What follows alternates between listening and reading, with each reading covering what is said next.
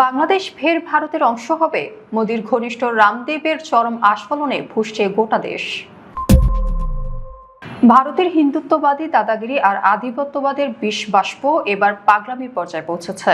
নিজেদের দেশের অভ্যন্তরীণ চরম সংকট আর আন্তর্জাতিক মঞ্চে একঘরে হয়ে পড়ার পরও তাদের আখণ্ড ভারত গড়ার ঔদ্ধত্যপূর্ণ স্বপ্ন কাঁপছে না।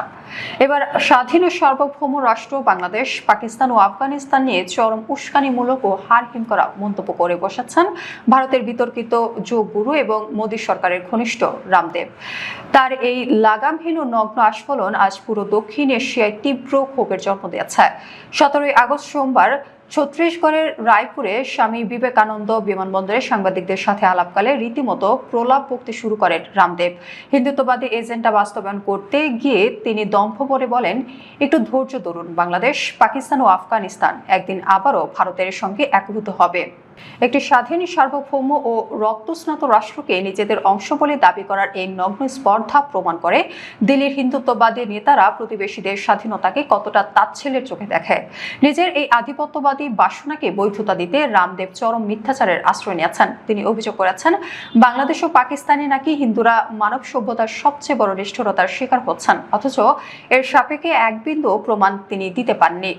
সবচেয়ে হাস্যকর ও নির্লজ্জ বিষয় হলো যে ভারতে প্রতিদিন প্রকাশ্য দিবালোকে গোরক্ষার নামে মুসলিমদের পিটিয়ে মারা হচ্ছে, বোরকা ছিঁড়ে ফেলা হচ্ছে এবং মসজিদ গুড়িয়ে দেওয়া হচ্ছে। সেই ভারতের মাটিতে দাঁড়িয়ে রামদেব দাবি করেছেন, ভারতে কোনো ধর্মই হুমকির মুখে নেই। মানবাধিকার কর্মীরা বলছেন, এটি স্রেফ হিন্দুত্ববাদী ভণ্ডামির চরম এবং নগ্ন রূপ। সামরিক ও রাজনৈতিক প্রলাপের পর রামদেব শোনান অর্থনৈতিক দিবাস্বপ্ন। তিনি আশা প্রকাশ করেন, ভারতীয় রুপি নাকি ডলার ও পাউন্ডের সমান হয়ে যাবে এবং ভারতীয়দের ভিসা ছাড়াই বিশ্ব ভ্রমণের সুযোগ মিলবে। যে দেশের কোটি কোটি তরুণ আজ বেকারত্বের অভিশাপে ধুঁকছে এবং জেনজি রাস্তায় নেমে পুলিশের লাঠি খাচ্ছে, তাদের সামনে এমন অবাস্তব মূলা ঝুলিয়ে রামদেব মূলত মোদী সরকারের ব্যর্থতাকে আড়াল করার চেষ্টা করছেন। আজ বিশ্ববাসী পরিষ্কার দেখছে যে ভারত নিজেদের দেশের সংখ্যালঘুদের নিরাপত্তা দিতে পারে না। তারা স্বপ্ন দেখছে অন্যের স্বাধীন রাষ্ট্র দখলের। রামদেবের এই আখণ্ড ভারত এর প্রলাপ মূলত হিন্দুত্ববাদীদের ভেতরে চরম হতাশা ও হিতাহিত জ্ঞান শূন্যতারই প্রমাণ।